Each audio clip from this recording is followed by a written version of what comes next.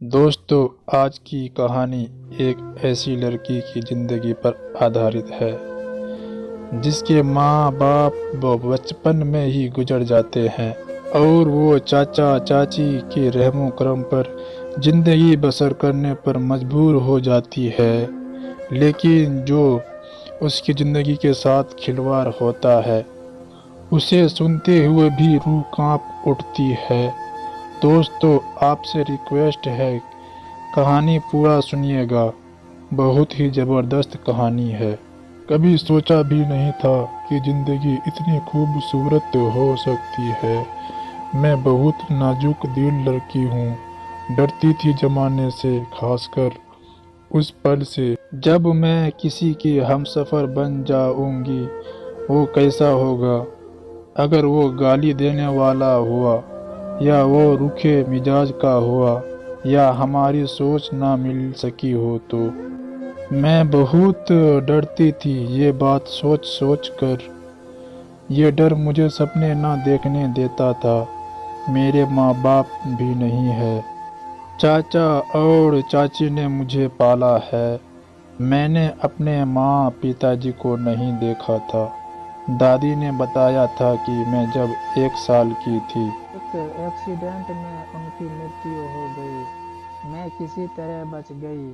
तो चाचा चाची सब ने मुझे बहुत प्यार दिया, कभी मम्मी पापा की कमी महसूस ना होने दी थी। लेकिन मेरे चाचा की बेटी मेरी दीदी, उनकी शादी को 2 साल रही फिर तलाक हो गई। उस तलाक की जिम्मेदार मुझे ठहराया गया क्योंकि दीदी का पति मुझे पसंद करने लगा था, जबकि मैं कभी उनके सामने भी नहीं गई थी। मैं कभी स्कूल में नहीं पढ़ी, लेकिन मुझे फिर भी बहुत कुछ पढ़ना आता है। दीदी मुझे शाम के समय पढ़ा दिया करती थी। मैं घर में रहने वाली लड़की हूँ, लेकिन दीदी भी मुझ पर शक करती थी। फिर उनमें झगड़ा रहने लगा था। दीदी जब भी अपने पति से झगड़ा कर आती, मुझे बुरा भला कहती, गालियां देती, मेरे लिए ना जाने कैसे कैसे शब्द यूज करती। मैं बस चुपचाप सुनती रहती क्योंकि चाची भी अपनी बेटी की तरफदारी करती थी। मैं किससे कहती कि मैं ऐसी लड़की नहीं हूँ, लेकिन मुझे फिर भी गलत कहा जाता था। मैं चुप हो जाती थी और फिर ऊपर वाले के सामने बहुत रोती। मेरा ऊपर वाले के सिवा कोई सहारा भी तो नहीं था। हाँ, चाचा मेरे साथ अच्छा व्यवहार करते थे। एक दिन दीदी ने अपने पति के साथ झगड़ा किया। उस दिन झगड़ा ज़्यादा बढ़ गया था और उनमें तलाक हो गई। बस फिर मेरी ज़िंदगी नर्क बन गई। घर वाले मुझे इतना बेइज्जत करने लगे, बात बात पर मेरे चरित्र पर उंगली उठाने लगे। हर गुजरता दिन मेरे लिए किसी सजा से कम नहीं था। मैं सफाई देती देती थक गई। दीदी मुझे नफरत भरी नज़रों से देखती। एक दिन दीदी ने उबलता हुआ पानी जानबूझकर मेरे ऊपर गिरा दिया। कहने लगी, हाथ से देगची छूट गई। रात को जब चाचा आए तो वो मुझे डॉक्टर के पास ले गए। मैं काफी जल गई थी, फिर भी खामोश नहीं रही। किसको सुनाती भला अपना दर्द। दादी भी भगवान को प्यारी हो गई थी। मैं बेटी से नौकरानी बन गई। चाची मुझे कहती, तू मनहूस है। मुझे शराब दिया करती थी, तुम कोई वैश्य बन जाओ। मैं बहुत रोती। मुझे मम्मी पापा की बहुत याद आती। काश मेरी माँ होती तो मैं उनको सब कुछ बताती। पापा से मुझे कितना गलत बोला जाता है। मुझ पर तरह तरह के इल्ज़ाम लगाए जाते हैं। चाचा कभी कभी मेरी तरफदारी करते, मगर चाची उनको भी खूब सुनाती और फिर उन्हें अपनी बेटी का भी गम था और फिर वो चुप हो जाते थे। और फिर एक दिन चाचा ने मेरी शादी करने का फैसला किया। चाची कहती थी कि किसी तलाकशुदा के साथ शादी कर दे इसकी। हम इस मनहूस को दहेज नहीं दे सकते। मैं सोचती कि आत्महत्या कर लूं, लेकिन फिर भी मैं ऊपर वाले से मदद मांगा करती थी। फिर एक दिन रिश्ता करने वाला मेरे लिए एक रिश्ता लेकर आया। कहने लगे, लड़का गरीब है, उसका कोई बहन भाई भी नहीं है, माँ है, बस उसे दहेज नहीं चाहिए। चाचा ने पहले ही मना कर दिया कि फ्रॉड लोग भी हो सकते हैं, क्योंकि वो पहले भी एक धोखा खा चुके थे। चाचा को सब पता था कि मेरा उनके दामाद के साथ कोई चक्कर नहीं था, बस वही मुझ पर बुरी नज़र रखता था, और तलाक की वजह भी कुछ और थी। मगर चाची और दीदी ने सारा इल्ज़ाम मुझ पर लगा दिया था। अब चाची चाहती थी कि मेरी भी ज़िंदगी ऐसी ही तकलीफ़ में गुजरे जैसे उनकी बेटी के साथ गुजरी है। खैर, बात बढ़ते बढ़ते रिश्ता तय हो गया। मैं बहुत परेशान थी, डर रही थी अपने अंजाम से, अपने आने वाले कल से, क्योंकि मेरी शादी नहीं की जा रही थी, मुझे घर से बस निकाला जा रहा था। रिश्ते वाले ने हमें बताया था कि लड़के वाले बहुत गरीब है, लेकिन जब बारात आई तो बड़ी बड़ी महंगी कार थे, जैसे कि किसी राजकुमार की शादी हो। सारा गांव हैरान था, चाचा चाची दीदी सब परेशान हो गए, लेकिन किसी ने कोई बात ना की। शादी हुई, मुझे विदा कर दिया गया। मैं बहुत रोई थी। मैंने जाते हुए दीदी के पाँव को छुआ था, चाची से भी माफ़ी मांगी। मैं जब ससुराल में पहुंची, एक आलीशान घर था, फूलों की बरसात से मेरा वेलकम किया। निखिल ने मेरा हाथ थामा हुआ था। निखिल मुझसे बहुत ज़्यादा खूबसूरत था। जब सब रस्में पूरी हो गई, मैं डर रही थी, जिस्म कांप रहा था। निखिल मेरे पास बैठा, मेरा हाथ थामा और मेरी आंखों में देखकर बोला, मैं जानता हूँ बहुत सवाल है आपके दिमाग में, सबके जवाब मिल जाएंगे।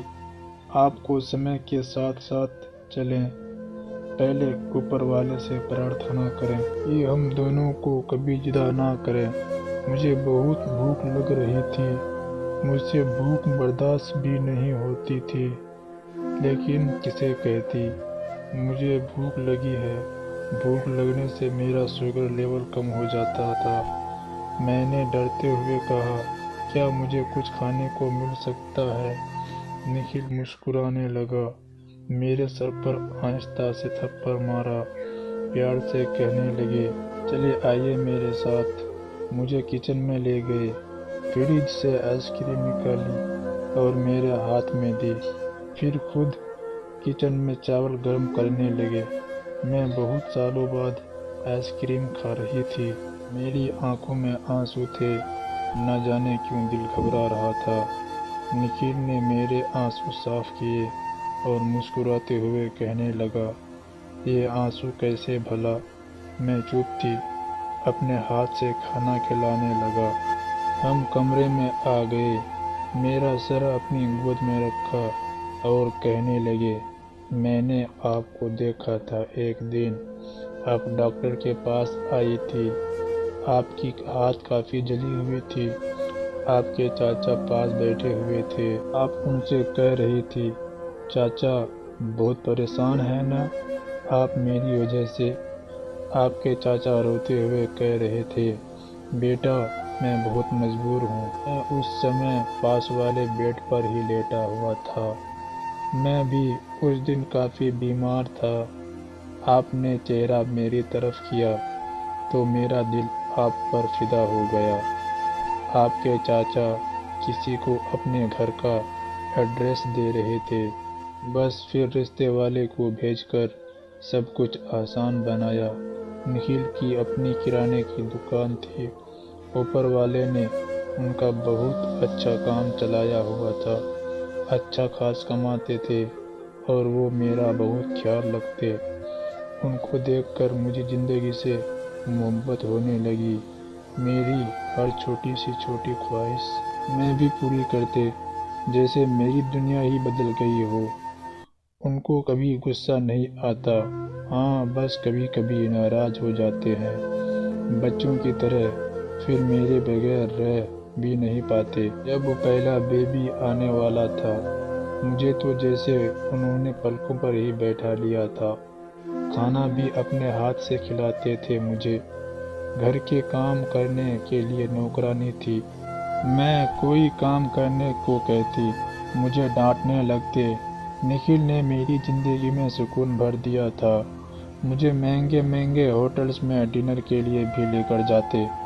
और एक मैं हूँ जो उनके बाजू पर सर रखे बिना नींद नहीं आती। आज हमारी शादी को 15 साल गुजर गए हैं। हमारे 2 बेटे 2 बेटियां हैं। मुझे याद नहीं, उन्होंने शायद 1-2 बार ही मुझे सख्त व्यवहार से पुकारा होगा। कभी कभी मुझे चाचा चाची के घर भी ले जाते हैं। चाचा चाची ने दीदी की भी दूसरी शादी कर दी थी, मगर दीदी को वहाँ से भी तलाक हो गई है। वजह ये थी कि दीदी अपने दूसरे पति पर भी शक करती थी। उन्हें किसी लड़की के साथ हंसता हुआ देखती तो घर में लड़ाई करनी शुरू कर देती। बस इसी वजह से तलाक हो गई। एक दिन चाची ने मुझसे कहते हुए माफ़ी मांगी कि सारा कसूर उनकी बेटी का था। निखिल मुझे कई बार घुमाने के लिए भी ले गए। मैं क्या थी, मुझे क्या बना डाला, मैं नहीं जानती ये सब कैसे हुआ है। ऊपर वाला ही सब बेहतर जानने वाला है, किसको कब क्या देना है।